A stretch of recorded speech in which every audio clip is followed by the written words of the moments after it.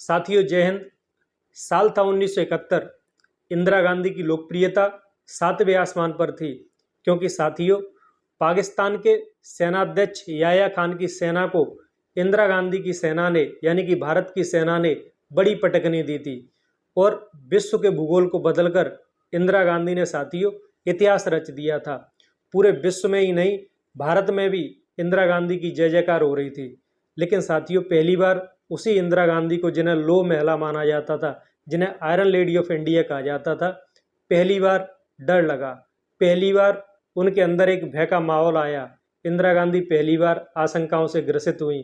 साथियों इस वीडियो में हम उसी पर चर्चा करने वाले, उसी पर बात करने वाले कि आखिर पहली बार इंदिरा गांधी को डर क्यों लगा और उन्हें पहली बार अपने सेनाध्यक्ष से पूछना पड़ा कि कहीं ऐसा ना हो कि मेरा भी सारा परिवार जो है तबाह हो जाए।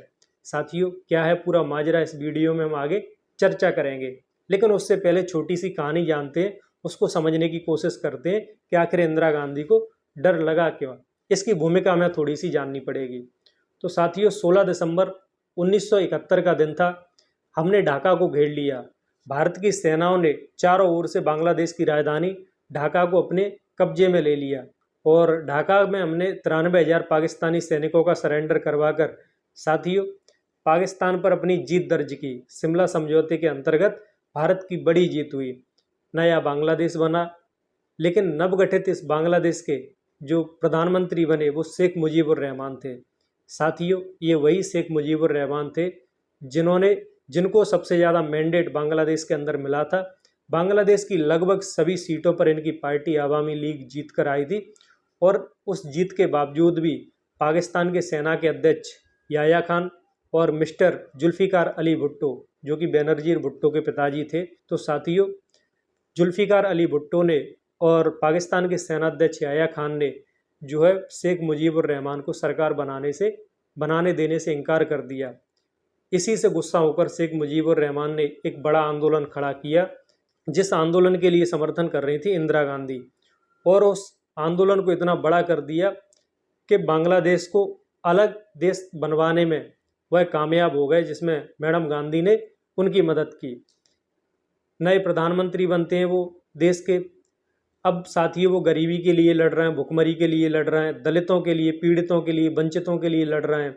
लेकिन साथियों अभी उन्हें सरकार में आए 9 महीने 9 दिन भी नहीं हुए थे, तब तक पाकिस्तान ने एक साजिश रच दी और पाकिस्तान ने पीछे के रास्ते से बांग्लादेश की सेना को सपोर्ट करना शुरू कर दिया।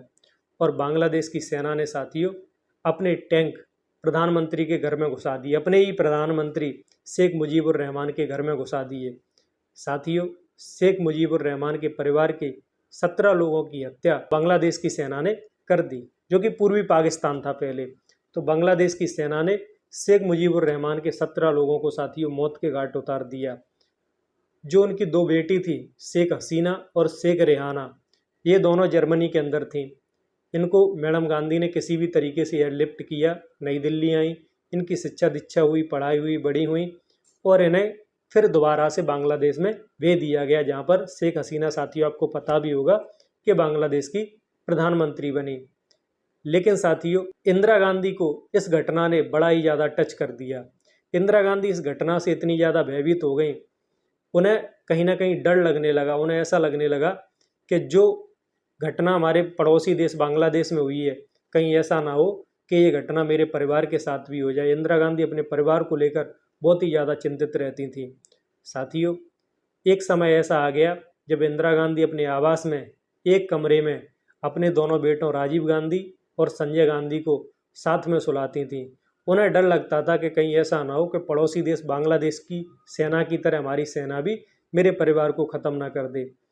लेकिन साथियों इस डर की परिणति ये हुई, उन्हें आशंकाओं के अंधेरे ने इस तरीके से घेर लिया कि एक दिन उन्होंने हमारे सेनाध्यक्ष यानी कि भारत के सेनाध्यक्ष सैम मानेकशॉ को फ़ोन करके पूछा कि कहीं ऐसा तो नहीं है कि आपकी कोई राजनीतिक महत्वाकांक्षा हो। तो सर सैम मानेकशॉ ने साफ इनकार कर दिया कि मेरी कोई राजनीतिक महत्वाकांक्षा नहीं है, ना ही मैं प्रधानमंत्री बनना चाहता हूँ, ना कुछ चाहता हूँ, मुझे सेनाध्यक्ष रहने में खुशी है। तब इंदिरा जी की जान में जान आई।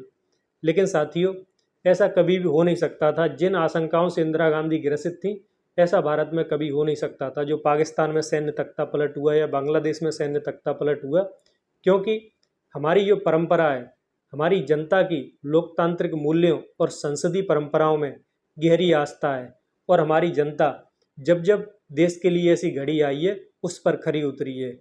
हमारा वैदिक काल से ही ये परंपरा रही है, इतिहास रहा है, हमारे डीएनए में, हमारी मिट्टी में जो है लोकतंत्र के मूल्य बहुत ही गहरे हैं। इसलिए साथियों, ये इंदिरा गांधी की आशंकाएं व्यर्थ थीं। लेकिन जो भी हो, इंदिरा गांधी पड़ोसी देश की घटना जो कि बांग्लादेश में घटी थी, जहां पर बांग्लादेश के प्रधानमंत्री शेख मुजीबुर रहमान को मौत के घाट उतार दिया गया, तो इंदिरा गांधी को कहीं ना कहीं अपने मन में ऐसा लगा कहीं हमारी सेना भी कहीं ऐसा ना हो कि मेरे परिवार को भी मौत के घाट उतार दे। लेकिन ऐसा कुछ हुआ नहीं। इंदिरा गांधी का ये एक वहम था, आशंकाओं से वो ग्रसित थी। लेकिन जो भी हो, आशंकाओं के अंधेरे से उनको सर सैम मानेकशॉ ने निकाला और उन्होंने विश्वास दिलाया कि ऐसा हम कुछ भी करने वाले नहीं हैं। आप हमारी देश के प्रधानमंत्री, हम आपका पूर्ण सम्मान करते हैं, आप निष्फिक्र होकर आराम से रहिए। तो साथियों, ये था इस वीडियो में जिसके बारे में हमने आपको बताया कि इंदिरा गांधी को भी, जो कि लो महिला कही जाती थी, जो कि डेयरिंग महिला थी, उनको भी अपने जीवन में पहली बार डर लगा था। तो साथियों, फिलहाल इस अंक में इतना ही। आगे भी आपके लिए ऐसी रोचक घटनाएं लेकर आते रहेंगे।